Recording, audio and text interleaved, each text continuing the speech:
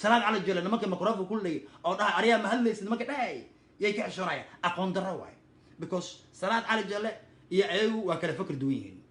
oo salaad cali jelle wuxuu dhahay anigu dowladnimaan rabaa mucaarad ma ihi ayagana waxay dhaheen mucaarad badha haddii ninka ku xishmay waayeen waxa uu aaminsan yahay yay ku xishmaynayaan qof kale marka waxaan rabaa dadku inay fahmaan markasta markaan ka hadlayno siyaasadda ama xaaladaha markaan ka hadlayno dadku inay fahmaan aqliga inuu shaqeeyo siyaasadda inuu shaqeeyo u malayn maayo siyaasadda inay kusoo laaban doonaan nimankan u malayn maayo anigoo walaal maajo go u malayn maayo inay kusoo laaban doonaan siyaasadda Soomaaliya nimankan siyaasadda nimankan waa laga cagacagay maqashay nimankan siyaasaddu waa iskaga baxeen waana ka cagacagayeen runta sheega aniga u malayn maayo nin mudulooda inuu madaxweyne ka naqanayo Soomaaliya hadda idin sheega aniga halo ha ma jogo ku salaam soo dhaw niyo topic fiican baa ka hadlaysaa waa saa sheegtay niyo meeshaan horta dadkani wax badan bay iska qariyeen laakiin banaanka iska keeneen ma garad markii laga hadlayo dimuqraadi hal nin oo ku dhex jiray macal caruurtoodii macal dumarkoodii macal aqoonyahankoodii macal wadaadkoodii macal Sheekh Soomo uu kamid yahay talaab microphone inuu kula dhagaan salaad cali jelle ay isqari waayaan arrimaha noocaas oo waxta may arrintaas ma taqaanaa waa arrin ay macnaha kooda sameyn yihiin raggani waa kulli dambaa ka wada dhexeysa dadkoodina ma danaynayaan marka raggani waxaa la rabaa inay macnaha loo soo jeesto oo gameka ciyaaraan lala ciyaaraa la rabaa saaxiib ma garat waan gartay ma u malaynaysaa mudilood inay siyaasadda kusoo laabanayaan Soomaaliya uma malayn hal nin marka laga reebo Jibriil ninkii doorashada intuu galay hadda ilaa hadda hadalkiisu meena ninkaas kaliya marka laga reebo ma u malaynay mudilood qof kale hataa inay siyaasadda Soomaaliya dib ugu soo laaban doonaan musleeysa uma malaynaa siyaasadda sheegaysaa xitaa inay Soomaalida ka muuqan doonaan xitaa uma malaynaa dadkani siyaasadda laftigeeda siyaasadda waa la bartaa waa jaamacada loo aada laakiin dhaqankii baa la socda qofka hadduna dhaqan lahayn siyaasadii ma hagi okay laakiin markaan su'aal ku weydiiyo macallin dugsi ma siyaasi ba macallin iskuul ma siyaasi ba ciyaartoy ma siyaasi ba ma taqaanaa nabadoon ma siyaasiya ragga aan ku tiriyey ma siyaasiyiin ba magacyadaas titlekaas wato warniyo wax siyaasi meesha ma jiro siyaasiyiintii laftigeeda magacyadii baa la kufsaday hadda nin professor ku sheegay arkaysa oo professorka laftigiisa qalad ka fahmay teeda kale hal waxaan kuu sheego raggani macnaha siyaasadooda waxay ku saabsan tahay waxay ka bilaabataa Muqdisho waxayna ku egtahay Muqdisho raggani iskuma heli karaan inay caasimadii helaan haddana ay helaan mataqaanaa gobolka Banaadir ay helaan haddana isku soo sharaxaan madaxweyne iskuma heli karaan hadda mudulooda dhan haddii la isku geeyo 20 xildhibaan xitaa kuma laha baarlamaanka marka inay ka babataan mataqaanaa idaacadaha soo istaagaan oo ay tamaan waaba khalad weyn wey marka waa inay loo soo jeestaa dadkani horta midda koowaad waa in caasimadda laga bedelaa dadkani maxaa la dhahay haddii Banaadir la suubinayna waa inay dadkii kale la digay macnaha lagu soo daraa hadda 13 xildhibaan loo ballan qaaday 13 xildhibaan xitaa waa inay lagu soo daraa mataqaanaa Banaadiriga cadcada marka dadkan inay 13kaas waa barankii sida 13kaas waa fake news lama wax la siima lahayn taas kama hadlayna laakiin bashan shirku isku yeertay maxay dulqaadku ugu dhamaaday maxay u sugi laayeen inta doorashada ka dhacayso hal waxaan ku sheegay macnaha dulqaadku waxa weeyaan horta laba qof hadda isla dhalatay mataqaanaa midna uu weyn yahay midna uu yar yahay mid hadduu wax barto uu ka kalena jaahil yahay kan jaahilka kan oo macnaha ninka tacliinta leh uu ka xishoonaya ama kan tacliinta leh baa xishoonaya kii kalena wuxuu u malaynayaa marka inay macnaha uu ka cabsanayo marka raggan waa laga aamuso qabiiladii kale ka aamuso laakiin waaba ka dareen hadda banaanka iskeeneen jaahilnimadoodii baa soo baxday waxay u malayaanba inay iyaga dowladda iska leeyihiin laba jeer ba iskugu aaday oo macnaha duruufaha jirtay daraadeed baa macnaha madaxweyne ku heleen mayba saxileenba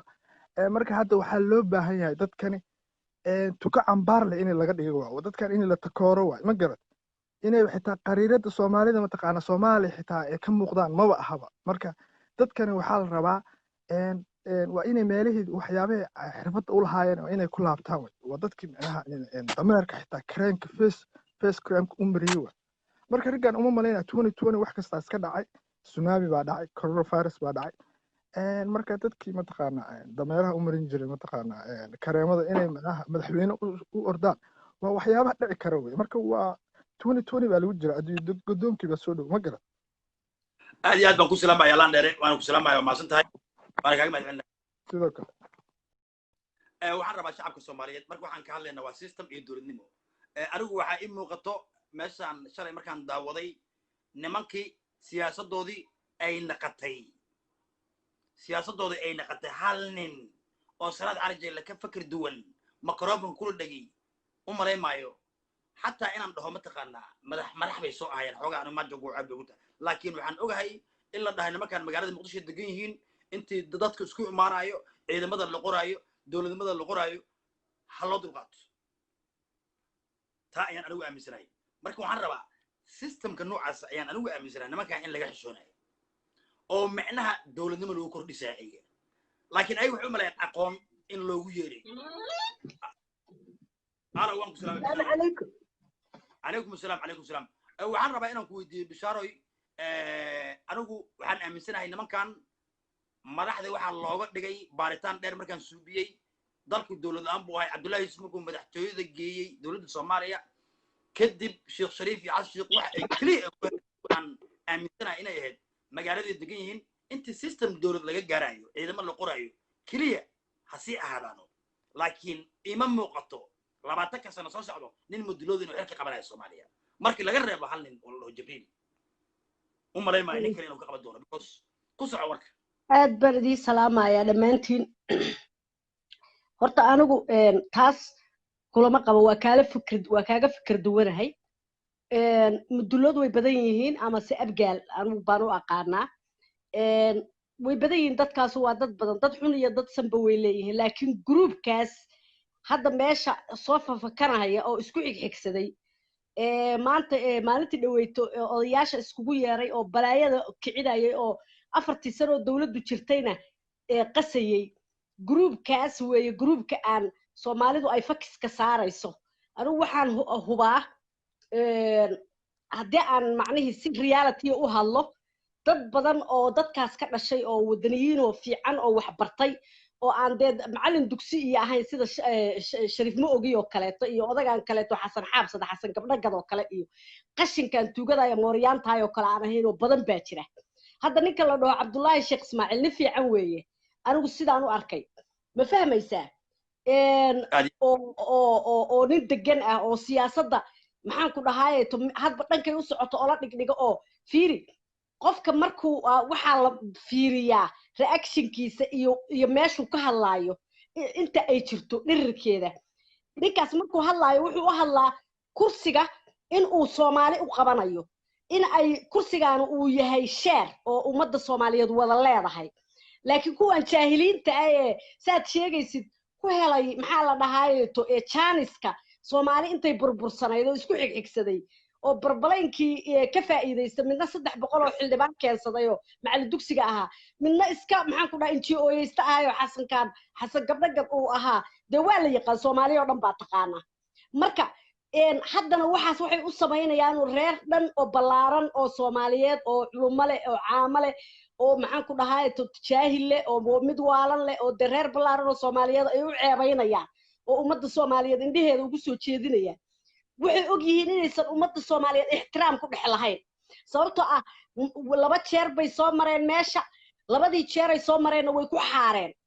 ku xaareen biilkoodana way ceebeeyeen ummadda Soomaaliyeedna dhibaato iyo waxay u geysteen dhaawac marka saas la aligeed reerkii oo dhan inay martaan bay rabaan laakiin anigu u malayn mayo inay maran karaan sababtoo ah reerku waa reer ballaaran hadda Cabdullaahi Sheekh Ismaaciil oo kaleeto Salaad Cali Jeelo kale rag badan Jibriilkaas aad sheegaysid rag badan oo waxa jira waxaas aan dhex istaagin oo aan dhex imaan oo aan ka dhex hadlin oo ameelay joogaan istaagin odagaas Xasan Xaabsada iyo Shariif Afgaduud iyo waxaan dhan ayaga soo abaabulay dadkan qaylidayo dhan oo aad arkaysid ayaga soo abaabulay wax reerkaas intay isku raacsan yihiin ay dhaheen ummadda Soomaaliyeed aan cayno dawladda Soomaaliyeed aan burburino odagaan kaleeto oo de waa 9 jir odagaan awalba warlord buu ahaa waa de waa Muuse Suudi iyo odagaan kaleeto oo maxaa la dhahaa Cali Mahdi iyo waa wuxuu yiri maalin dhaweeyto qoragayga cadaaba wataayo qoragayga cadaabaan dawladda ku burburinay ma dawlad buu burburiyaa hadda ko odagaani waxa la yiri shimbiru maalin bay waxa maqli jiray ma la dhigi jiray soo shimbiru maalin bay dab qaaday maalintiina buulka hooyadeed bay ku dhajisay odagaasi maalin buu qori qaaday maalintiina 2 maalmood buu dagaalamaa la yiri odaga cali mahdiya labadii maalmood maalinna kabihiisuu ka cararay oo gurigiisii baa laga qabsaday anaaba youtube-ka ku arkay ma fahmaysaa maalinna waaba la qabtayba gabigiisiiba ciduu la dagaalayeen reerkiisay ahay waa shimbirtii maalin dab qaado buulkeeda ku dhajisay marka anigu waxaan leeyahay kuwaasi ilaahay subxaanahu wa tacaala ummadda Soomaaliyeed dhibaatadii ay u geysteen baa alla ka soo saaray way faquuqmeen ummadii Soomaaliyeed oo dhan bay istuseen bannaankay isu soo dhigeen ceebtoodii baa cirhilaacay noqotay cirhilaacay ma fahmaysaa haddaad aragto qof qabiilkiisa ku soo dhexlaabto qabiilkaygii waxbaa la dilayay hal la dagaalamay waa nafl caari naf kala ma haysto wuxuu rabaa inuu caruurtii iyo reerku uu ka dhashayna sii marto sababtoo ah ummadda Soomaaliyeed oo kale ma dhex istaagi kara sharafna kuma dhexle waxna ma weydiisan karo maanta ito ninkaan la yiraahdo maaji gooyow dad badan oo beesha abgaal ka dhashay waxa jira ummadda Soomaaliyeed wax weydiisan kara oo meel walba lagu soo dhaweynayo oo kursi weydiisan kara oo loo codeynayo been kuma sheegay abgaal oo dhan lama dhigi karo lama dooranayo lama dhigi karo waa dad Soomaaliyeed oo dad xunna leh dad wanaagsan leh hadda anigu Salaad Cali Jeelo kale Cabdullaahi Sheekh Ismaaciil oo kale Jibriil oo kale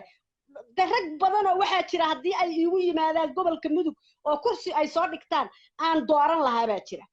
laakiin Xasan Gabdhagad iyo Shariif ma ogi iyo ilaahay kuuma dar midkaan xukaayo oo warlorka maxaa la dhahaa Cali Mahdi iyo waxaas oo dhan fiiri Soomaalida dad badan oo waxa jira focus ku saaran yahay qabiilna ma ahan mana matalaan qabiil ma matalaan kursigaasna markii ummadda Soomaaliyeed dooranayso awalna xildhibaanada dooran jiray xildhibaanaduna ummadda Soomaaliyeed oo dhan bay ka dhasheen qofka waxa la rabaa marka uu rabo inuu siyaasad raacti gareeyo oo uu maxaan ku dhaw u ordo oo siyaasiyiintu way iska soo horjeedaan tiga haya mid kala caaya waxba muu qaban buu dhahaa wacaada adduunka dhan bay ka jirtaa ma fahmaysaa laakiin qabiil inaad kiciso waxbaan ridayaa waribaan wataa waxbaan qaadanayaa waxbaan kufsanayaa dee dadkii Allah waa kufsanaya bariis baad u xukumaysaa kursi baad u socotaa kursigaan ummadda Soomaaliyeed baa dadka aqligoodu isaa u hooseeyo oo aqli caruurka ah qabiilna ma matalaan mana aaminsani anigu dad badan oo reerka ka dhashay oo kullu la boonayaan aqaanayo aniga ila soo xiriiray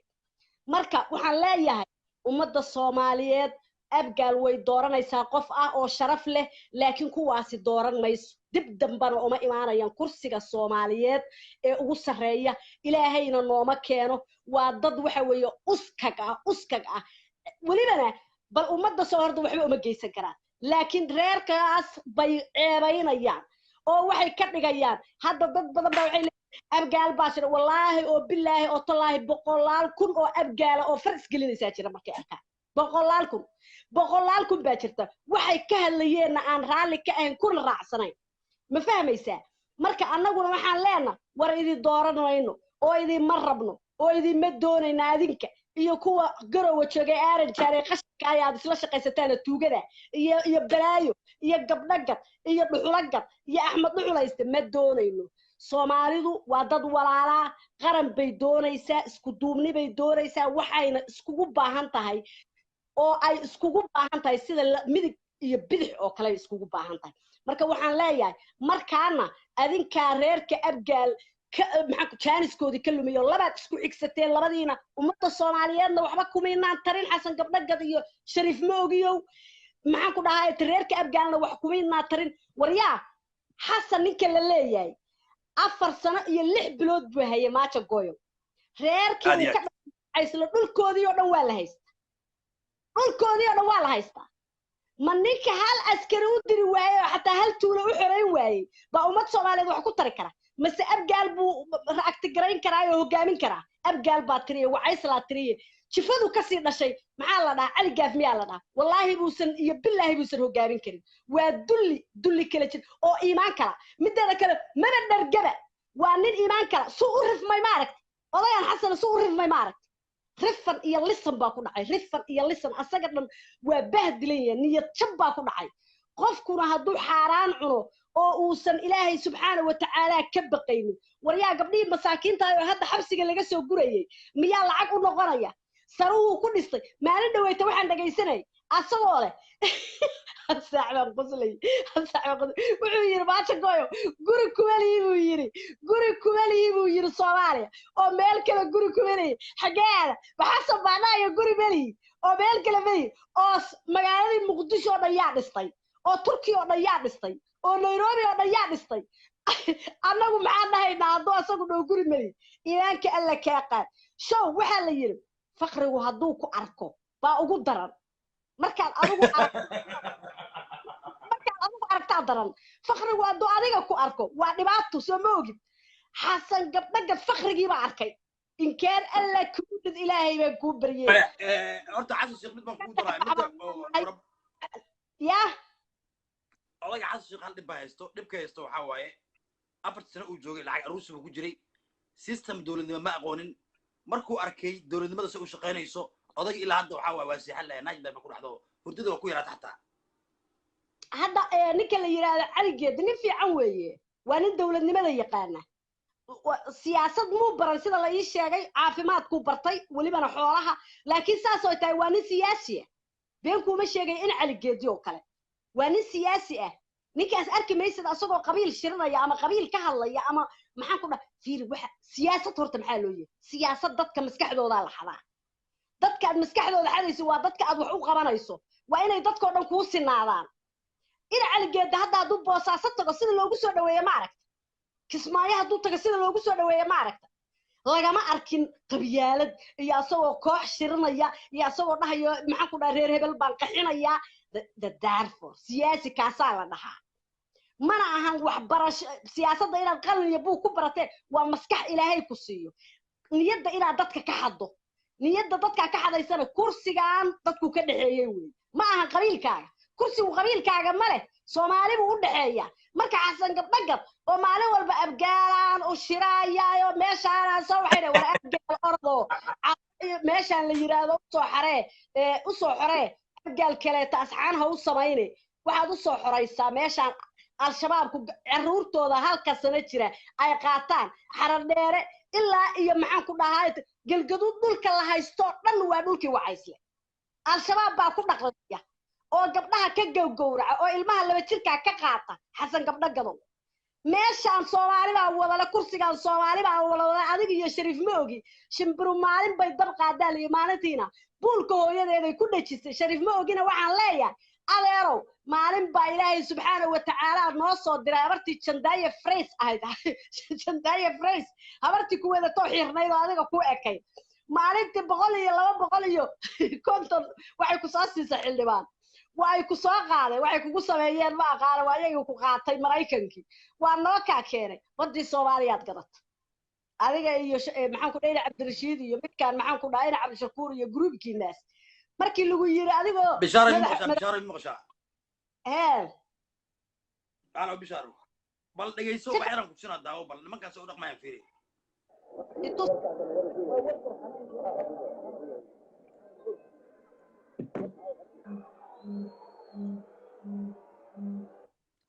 waxay yeerinaan buun iyo firim bay ku yeereen sana cali jara fiiri bal fiiri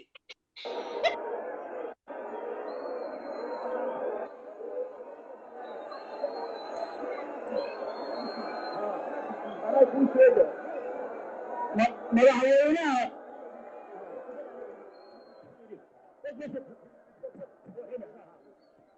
ka baaday waxaas baa soo hogaan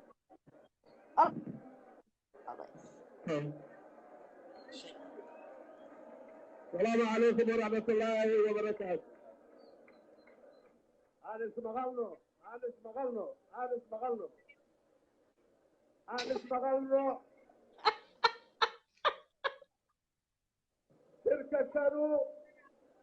تلك كانوا واشر مدلوس من مدلوس كأنا مجرو كثيرة توجي يا خالد هذا هو مدلوس مدل أبو عبد هو مدلوس هو مدلوس من المدل له هذا التوبكري للذي كره هذا المحل كره أما هذا الذي ما يلمجره نوى بعض ولايهي نوى باختيار ولايهي نبى وحو ربو سو جيدنايا ولا دغنسنايا ولا مقلايا ولا صعبنايا asagaa iskale wuxuu yahay asagaa iskale bal maxaa ka galay shir qabiil maxaan ku dhahaye shirku ma qabiil marayaa intu sidaasoo guul ku gaari karaa oo keliya ma guulaysanayo warolaya dhegeyso salaax cali jilco dhahay madaxweyne sharaf leh oo mataqaanaa ahlu sunna waljamaaca runtii u malaymahay meeshaan oo kale in wahaabi iga adka ahaa wahaabi abaay wuxuu ka wadaa shariif weligay mawlacan waxaan u heestay mawlac ahlu sunno oo aniga kow aan ka ahay wahaabiguna oo laangaab ku yahay hadda marka waxaan ogaaday sideedaba wahaabigu walaxow soo dhoodhoobaahe duloodkay sheegaya matala waxaan tuugada ama matalaa intaas haddaan uga baxo runtii horta aad iyo aaday u sharaf yihiin guddigii howlahan soo qaban qaabiyey si kastaba ha ahaadaanee wax walba hoosees ka jiraanee laakiin shirkan oo kale in la qabto waxay aheeday arrin muhiima oo beeshaanna muhiim u ah ummadda soomaaliyeedna muhiim u ah waana soo dhawayha aad iyo aadayna u mahadsan yihiin aniga shirkan mar horaan aqbalay mawlacaanaan ku aqbalay markii hore waa ka biyo diida laakiin broseska uu soo mariyo awgiis inuu shir mudulood yahan u aqoonsan haddana wili waa u aqoonsanaa maxaa yeelay haddaan meesha tegay aanba qardajeex ku tegay waa lay sabciyo dadkii xisbiga midnimada iyo dimuquraadiyadda ay ahaayeen dadkaa sabcaay xisbigaagaan ka midaasaa aan qof iyo cod u rabana saas waa libaax beeshaanu waa gobasha soomaaliyeed waana beel nabad ku caan baxda mana ahan beel colaad shaqa ku leh waa beel gadaalaan ka daari doonaa bishaaray hal nin keliya ay ku oriyeen ay ku qayliyeen oo keliya rabay system iyo nidaam iyo dowladnimo rabay salaax cali jelle intooda kalena waxay rabeen aanay rabeen iyo NGO iyo waxay dhacaan bal saddex beel dhan aan kala karin oo ninkaan ka soo horjeestay joogto beesha Soomaaliyeed anigu wallaahi anigu ma jecli inaan beel ataago sababtoo ah beeshu qaraabaan nahay saaxiib baan ku leeyahay dad sharaf loo Soomaaliyeed way beel anigu ma raba inaan ataago laakiin kuwaanaan ataagaya salaad cali jeella isagaa matala beesha meesha ku hadlay joogtay wixii kaloo dhan xaar iyo kaadi bay ahaayeen tuugay ahaayeen qashin bay wixii la yaqaanay weeye tuugada ay isbaarada dhigan jirto warlordka aha waa warlordki weeye ma fahmaysaa marka warlord beel Soomaaliyeed ma matalaan ummadda Soomaaliyeedna waxay ku yihiin yaqyaqsi bay ku yihiin ma fahmaysaa beeshaas ay ka dhasheen yaqsi bay ku yihiin ay magacooda ku hadlayaan magaca beeshay hadlaynayaanba sababtoo ah beeshu waa shiri karta beeshu intay shirta waxaa la rabay inay danaheeda ka hadasho dhulka laga haysta inay ka hadasho dadka biyuhu qaadeen oo ka dhashay inay sida salaad cali jeella iyo uu sheegay ninkii la oran jiray hirshabeelle ka ahayo xawaalla muxuu ahaa waare inay arrin beel markay shiraysa danaheeda ka shirtaa beel kaleetoo dhibaata kala dhaxaysa say ula heshiin lahayd bay ka shirtaa waxaan marka inay wax uu groupkan ay wateen xasan gabdhagad iyo shariif ma ogiyo kuwii soo dhadhamiyay ummadda Soomaaliyeed bad iyo bariba inay gataan oo magaca ummadda Soomaaliyeed ku gataan markay ummadii Soomaaliyeed oo dhan waji ka dhex waayeen sababtoo ah kursiga waxay ka dhex raadsan lahaayeen day waji ku dhex leeyeen ummadda Soomaaliyeed bay ka raadsan lahaayeen oo ay gali lahaayeen waxay tagi lahaayeen Kismaayo waxay tagi lahaayeen Dhuusamareeb waxay tagi lahaayeen Caawdwa waxay tagi lahaayeen Jawhar waxay tagi lahaayeen Balcad waxay tagi lahaayeen Baydhabo waxay tagi lahaayeen Buurxakaba waxay tagi lahaayeen Dinsoor waxay tagi lahaayeen Afgooy waxay tagi lahaayeen Moodamoode waxay tagi lahaayeen maxaan ku dhahay Ilaahay kuma darnaadee Buurdhuubo waxay tagi lahaayeen Balad dhulka Soomaaliyeed oo dhan bay ola ka samayn lahaayeen siday maanta beel ugu soo aruureen iyagoo 20 milyan baa soo hogaaminay dhahayaan sharaf ummadda Soomaaliyeed kuma dhex laha ma fahmaysaa marka beesha afkeedii salaad cali jeella iyo rag la mid ah ku hadla beeshan abgaan afkooda waxa ku hadla Cabdullaahi Sheekh Ismaaciil maxaan ku dhahay salaad cali jeelle ina cali geedi ilaahay kuma darnaade rag badan oo sharaf leh dadkaasa ku hadla beesha afkeeda kuma hadla xasan gabdhagad iyo meeshaana beel kuma shirin runtaan kuu sheegayaa beel kuma shirina waa lagu aflagaad beesha afgaal baa lagu aflagaadeeyay dad waxayna ugu sheekay dad badan oo wallaahi oo bilaa meesha joogay baa jira oo loogu sheekeeyay beesha afgaal baa wixii ka dhaxeeyana isku dhex xaaranaysa isku calool xaaranaysa wixii dareeraana ka wada hadlaysa oo afgaal oo meesha tagay baa jira oo qaracmay waxay ka hadlayaan iyo wasaqda iyo dhuusada ka dhex yeeraysa meesha sababtoo ah reerka la ceebaynaya siyaasadooda la dhaawacaya dhalinyarada afgaal oo soo kacaysay rabaan odayaashan inay galaaftaan oo ummadda Soomaaliyeed ku diraan oo ummadda Soomaaliyeed cuqdad u galiyaan dhaawac bay ku yihiin sababtoo ayaga dhaawacan wiilashii kaleeto soo kacayay dadka kaleeto oo raggan aan ku sheegaya leh oo ummadda Soomaaliyeed maanta haday dhex tagaan oo kursi ka dhex raadsadaan ka soo heli lahaa bay rabaan inay dhaawacaan sababtoo xasan waa xaasid xataa shariifku wuxuu sameeyay ma taqaan hadda ka hor intay ayagoo isla jooga la hadleen maxamed cabdullaahi farmaajo madaxweynaheena Allah xafide buu ka duuba markaasuu miidiyaha intuu ciyaal u soo dhiibuu soo dhex dhiga ayaantii horena isaga dhigi jiray qori baan qaadanayaa maxaan ku dhahay waxa tiraahdaa odagan cali mahdi xataa waa salfaday oo awalba war loorkaayo deehawiye dhexdiisa laayay iyo kale laayay abgaal ya bargidur umbulay ma fahmaysaa marka waxaan leeyahay xamar burburi oo naaftu u wacda markii ma naaftadu dadka siinaya ma dhiig joojin booga dhigaya hadoo irbada dhiig joojina taa dalbado maciil baan qabila intuu dadkii dhameeyay oo maxaan ku dhahay bargidur ku duulay oo abgaal dhexdiisa ku duulay oo asagii ciyaalkii wada dhaawacay buu yiri naaftaha la ii keeno naaftadu kugu daadatay ilaahu yaa inta asaga ku bilbal taraq ku dhajiya marka waxaan shir abgaal ma ahayna waxay ahayd shirqool abgaal bay ahayd ummadaas Soomaaliyeed baa lagu shirqoolayay waa la yaqaanaa shir qabiil waa la yaqaanaa qabiilku markuu shirayo sidii habar gidir oo kale u shiraa habar gidir waa shirtay qabiilka habar gidir baa shiray waad ogeyd hobiyay ku shireen waxay doorteen nin suldaan ay doorteen nin waxay doorteen hogaamiyay doorteen ummadda Soomaaliyeed horumarkeeda ay ka hadleen hal marna ma arag nin habar gidir ama siyaasi habar gidir oo hobiyo joog oo dhahaya qori aan wadanaa iyo waxba habar gidir baa lagu sheegay